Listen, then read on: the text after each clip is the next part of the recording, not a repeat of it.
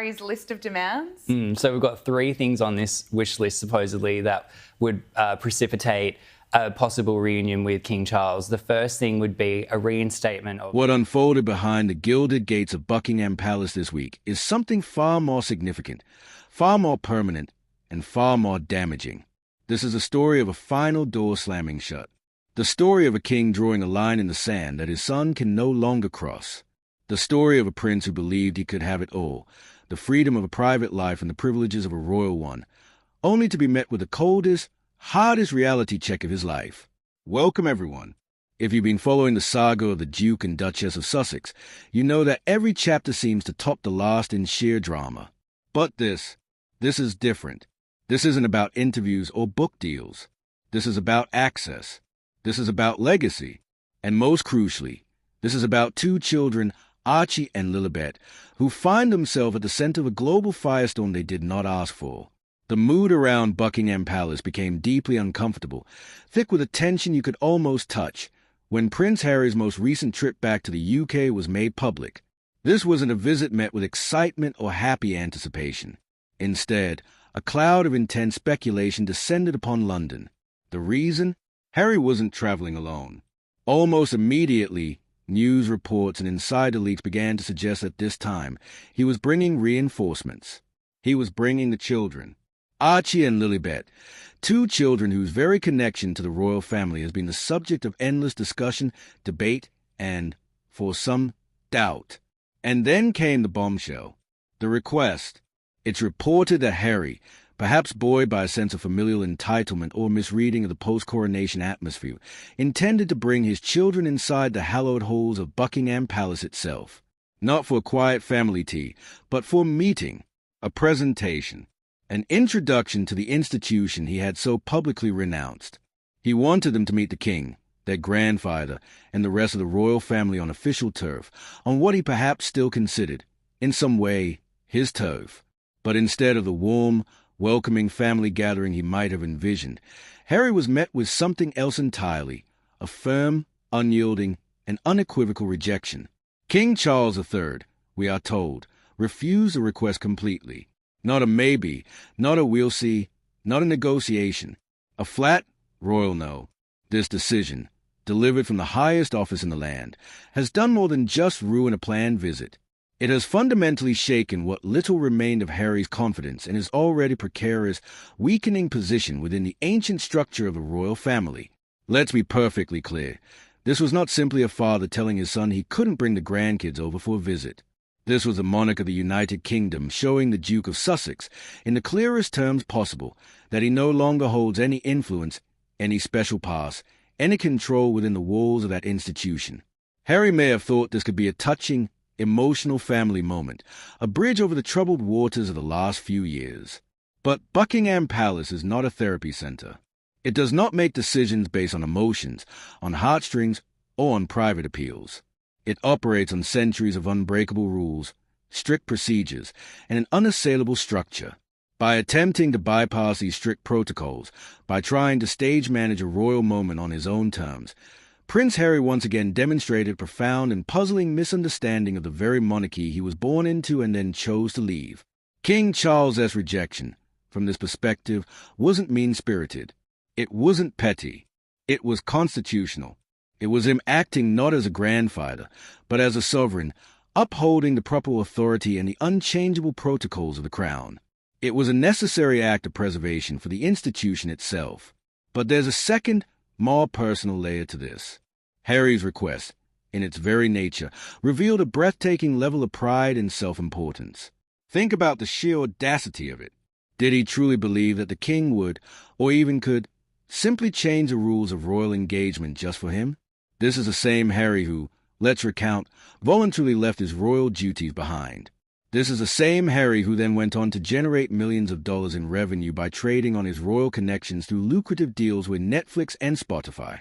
This is the same Harry who sat for a worldwide television interview with Oprah Winfrey and later penned a blistering memoir, Spare, publicly eviscerating the same institution he now expects to welcome his children with open arms. The shocking contradiction here is staggering. It is the definition of wanting to have your cake and eat it too. It's a desire for all the benefits, the prestige, the access, and the titles of royalty, without being willing to do any of the work, uphold any of the silence, or abide by any of the rules that are the foundation of that very system. We must never forget that every single action Harry takes is still shrouded by the long shadow of his decision in 2020. Leaving the royal family, or stepping back, as it was initially framed, was never just a simple exit. It was, by all accounts, a destructive one. He and Meghan didn't just leave quietly. They launched a global media campaign, strongly criticizing the monarchy on international stages, accusing it of racism, neglect, and cruelty, all while simultaneously building a commercial empire predicated on those very complaints. They monetized their grievances, and then they moved to Montecito, California, to a life of curated privacy and public advocacy. But years later, Harry appears genuinely surprised, even shocked, that the gates of Buckingham Palace are no longer open to him at his whim. His repeated, almost desperate efforts to insert his children into formal royal settings now seem less like a genuine desire for family connection and more like a strategic and frankly desperate effort to regain a status, a position, and legitimacy that he himself chose to irrevocably give up. What makes this entire situation even more fascinating and frankly suspicious is a complete and total silence from Meghan Markle. While Harry is across the ocean, dealing with the problems and the palpable humiliation in the UK, Meghan remains firmly in California, physically and emotionally distant from the palace she once tried so hard to influence and, according to some, control. Many critics believe this is a calculated, planned separation, that Meghan, a savvy former actress and media operator, understands perfectly well that her presence on this trip would only pour gasoline on the fire, escalating tensions to an unmanageable degree. Others believe this is a strategic retreat, allowing Harry to face the embarrassment and the backlash alone while she remains separate, insulated, and protected, safeguarding her own brand and reputation for her next big Hollywood project or business venture. Either way, her silence is deafening. It is incredibly noticeable, and it speaks volumes about the potential problems and power dynamics at play within the Sussex marriage itself. It begs the question, are they truly a united front, or is Harry increasingly becoming the lone soldier on a battlefield she no longer wishes to visit? This leads us to an even darker and more complex possibility. Legal experts and royal commentators are already suggesting that Harry may be working on a secret agenda behind the scenes. Some theorize that this very public effort to bring Archie and Lilibet into Buckingham Palace is not about family at all. It might be part of a larger, more calculated legal and PR plan to formally establish the United Kingdom as a proper home base for his children, a strategic move that could have profound implications for citizenship, security, and legacy, and one that is being pursued possibly even against Meghan's own preferences and desires. Think about that for a moment. If there's any truth to this theory, the situation could very easily escalate from embarrassing royal rejection into a full-blown, incredibly serious international custody dispute. A legal battle fought across the Atlantic between the power and influence of the British Crown and the home court advantage of Meghan in California. And one thing is for certain, Meghan Markle would not give up her position, or her children, without a fight of epic proportions. The situation, as it stands now, is stark and obvious. Prince Harry's demanding attitude met King Charles's unflinching royal authority, and the result was a resounding rejection and a very public embarrassment. But if what we've covered so far shows Harry's desperate situation, the next points reveal how truly serious and far-reaching the consequences of this failed request might be. For years, swirling around the online fringes and then increasingly in mainstream discourse, there have been unconfirmed stories, questions, and rumors about the birth of Archie and Lilibet. We must be clear, these are unproven claims. They range from questions about the specific details of their birth certificates to the unusual secrecy surrounding their godparents and the curious nature of their few public appearances. The Sussexes have largely chosen not to directly, definitively, and transparently respond to these claims, often dismissing them as malicious gossip. However, by trying to force the issue, by trying to bring his children into the very heart of the establishment in such a formal way, Harry may have accidentally brought these unverified discussions back into the spotlight with a new and powerful intensity. Some seasoned royal observers suggest that King Charles's refusal might reflect concerns that go far beyond just protocol. Could it be that before such an official welcome is even considered, there is a desire for a level of transparency that has so far been lacking? This leads to an uncomfortable but necessary question. Why should the public, who ultimately fund and support the monarchy, simply accept children into the line of succession whose background has never been fully and officially verified by the standard, traditional mechanisms of the institution? The lack of genetic confirmation in the public record, a standard practice for centuries, the highly arranged and limited nature of their public appearances, and the unusual secrecy of the hospital have, fair or not, collectively cast a long shadow of doubt over the children's role in the royal family's ongoing story. The court of public opinion has already rendered a harsh verdict.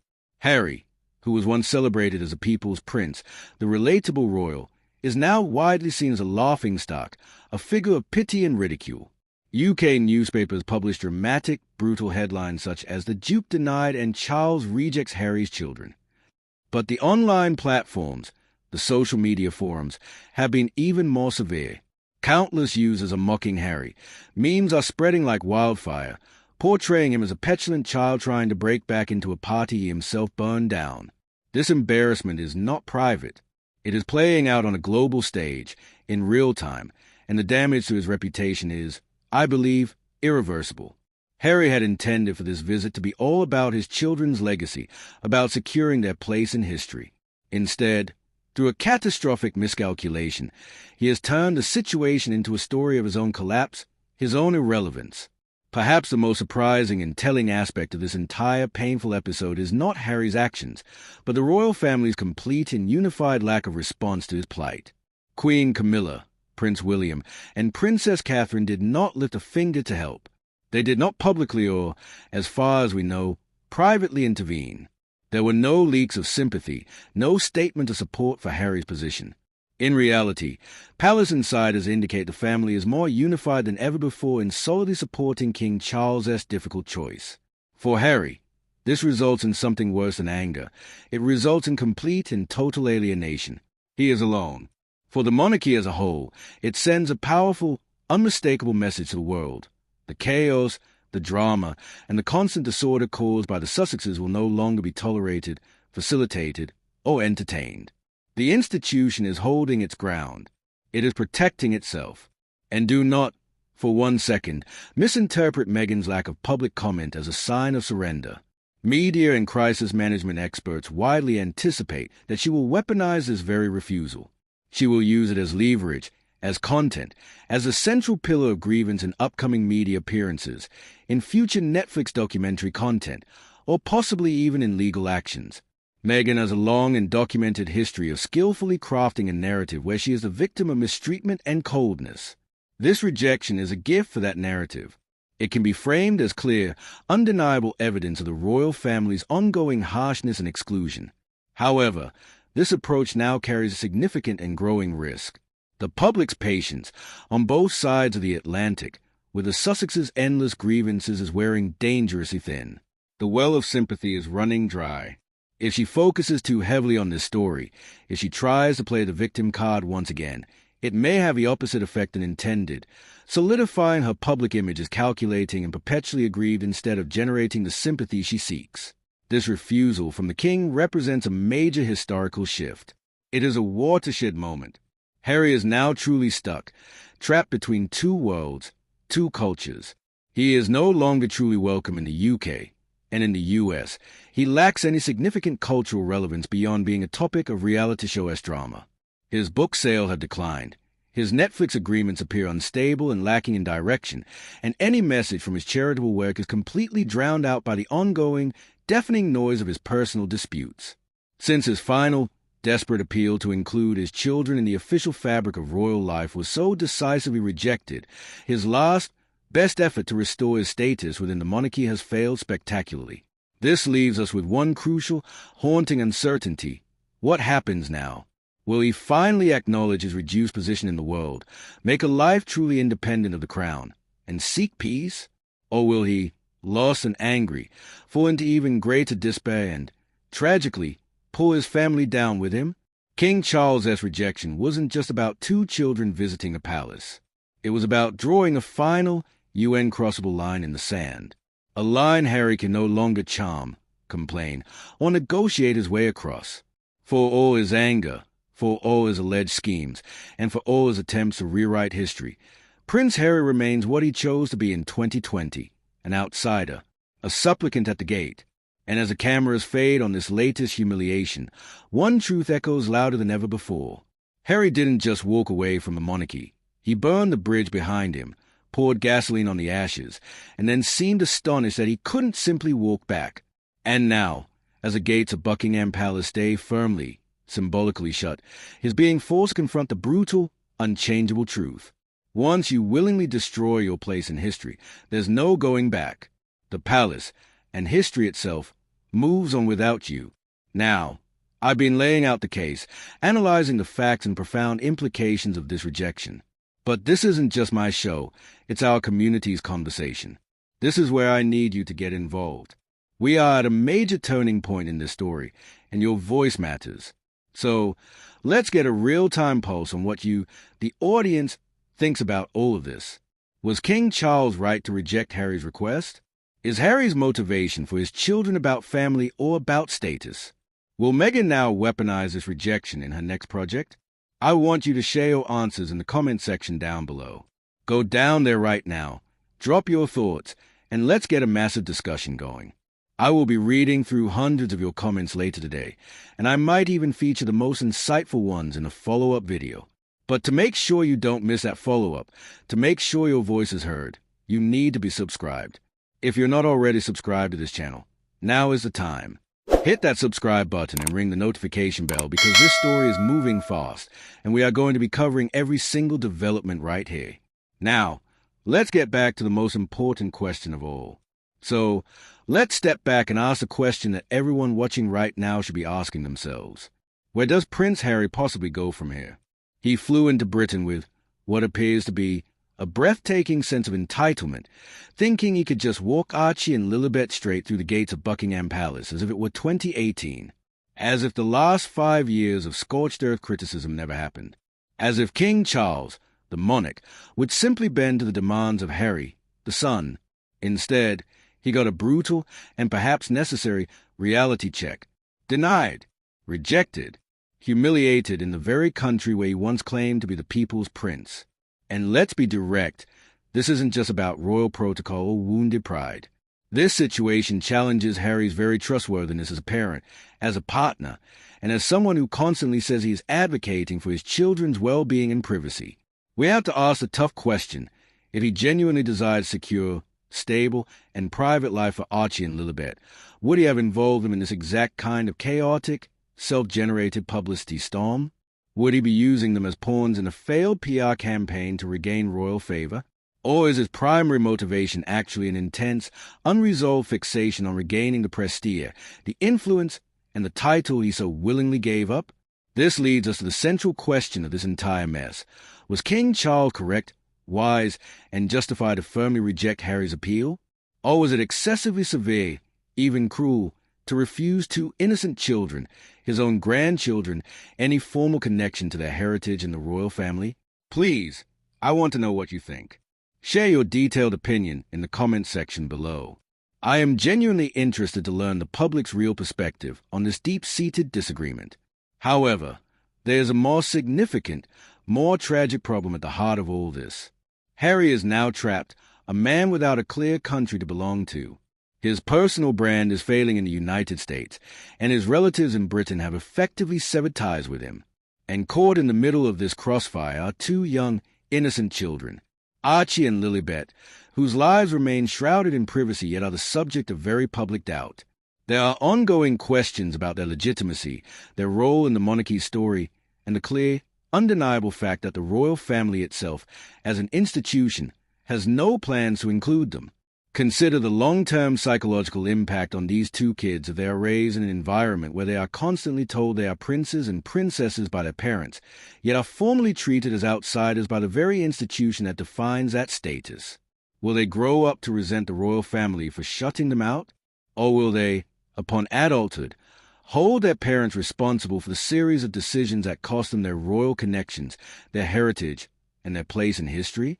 We are not just watching gossip. We are witnessing a significant historical moment unfold in real time.